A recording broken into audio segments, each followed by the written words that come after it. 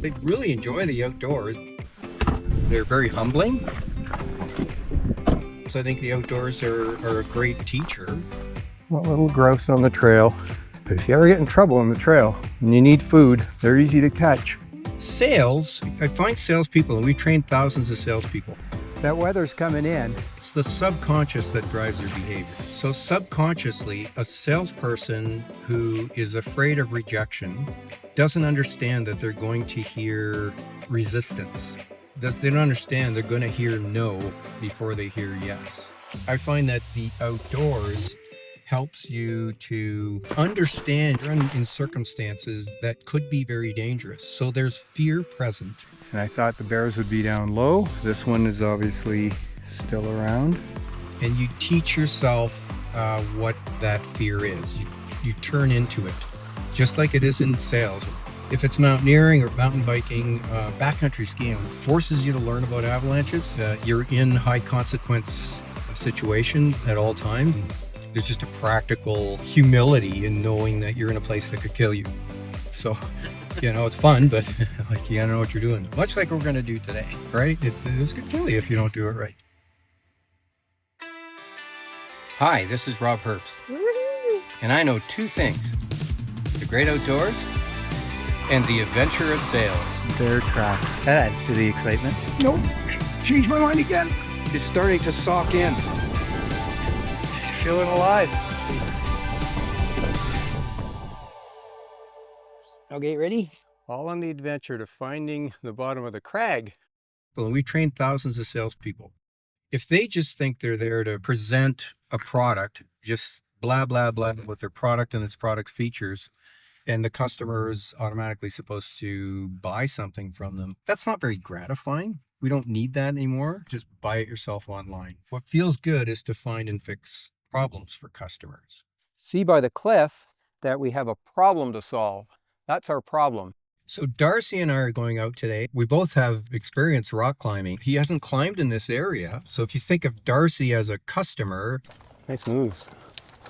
a customer has experience with your product area, but wants to learn more about a certain aspect of a problem they have.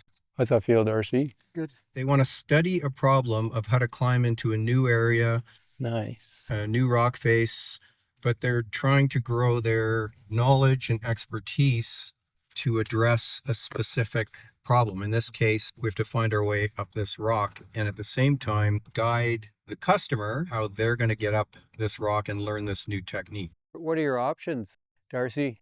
What if you swung far left, like up to a meter and a half, 2 meters left, or even 2 meters right?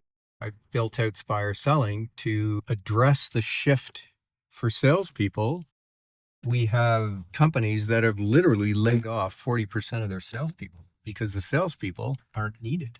They're just buying it online. Different levels of challenge there, eh, on that smooth face. Oh, yeah. Left or right, or straight up. A strong decision maker and a strong company, they understand the value of a very strong salesperson. We have come to realize with great confidence that the salesperson that is required now has a very specific makeup. They have a profile, and that profile is that of what we call a practitioner. Yeah, looks good. Word practitioner, by definition, is someone that's highly trained and highly skilled and highly experienced in finding and fixing problems.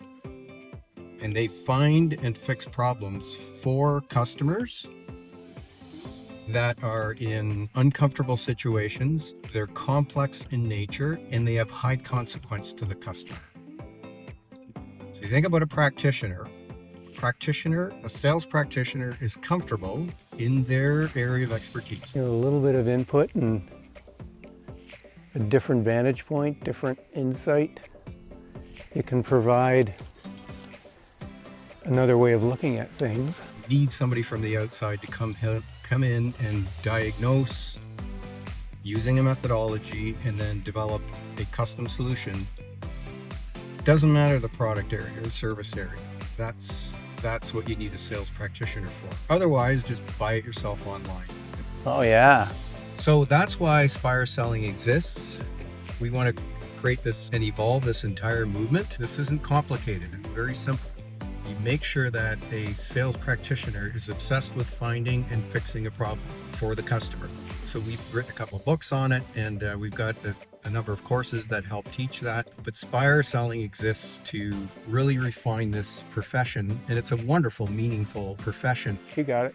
So the adventure part of it nicely shifts you into the mindset of doing something new, different, exciting. And you don't even realize that you need to be afraid of it, because the fear resides right beside the excitement. The world is littered with people like that have trained themselves in adventure. They've trained themselves into new things. They've trained themselves into something that could be better, which is really fun. And anytime you're going on an adventure, it tends to attract like-minded people to find something better. Okay, secure. All right, nice job. To begin your sales learning adventure, come visit spireselling.com and see our books and courses to help you along. I offer a free book called Cheating Death with every course. Thanks for watching.